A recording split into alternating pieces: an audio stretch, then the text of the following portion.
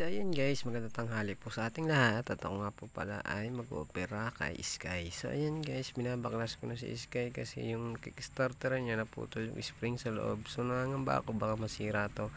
Baka pumasok yung naputol na spring sa gear. So baka madami-daming sira to guys. Kaya yun, tinalas ko na guys si Sky at tinatanggal ko na yung takip ng kanyang makina guys, para makita ko kung putol ba yung spring ng kickstarter natin o hindi pa. So yun guys, so tinatanggal ko na at yun nga guys, tanggal ko na at nakita ko nga guys na putol nga yung spring guys. So hanapin ko natin so yun guys, nahanap ko na nga yung spring, yung kabiyak ng spring na naputol. So yun guys, kinuha ko na muna yung cellphone at nilawan ko guys para makita nyo nang malapitan na yung kaputol ng spring ng ating kickstarter. So yan, nakita na natin guys, ayun, nas nakapatong lang siya doon sa may loob ng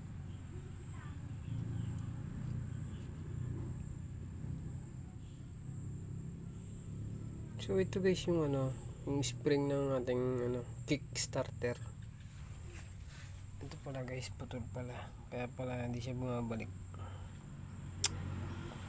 So ito yun na guys, ito yung kickstarter natin. Ayun guys, tinanggal ko na yung putol na spring ng ating kickstarter. So baka kasi pag binalik natin doon, baka kasi madali pa yung mga gear natin. So ayun guys, tinanggal ko na lang muna, hindi na natin napalitan guys kasi wala tayo pang palit guys. So, kaya natin lang guys, babalik na natin. At dito guys, tingnan muna natin yung mga ibang gear at saka yung mga ibang pyesa ng ating si Sky guys. So ayan, yung iba maalog guys, yung iba naman mahina ang alog.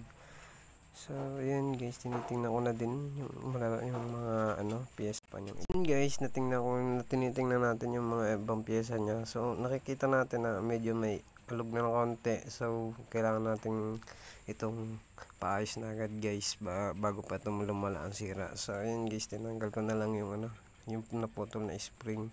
So yan, dito lang guys, itatakit ko na ulit siya sa dati. Babalik ko na lang guys kasi wala tayong pamalit ng spring.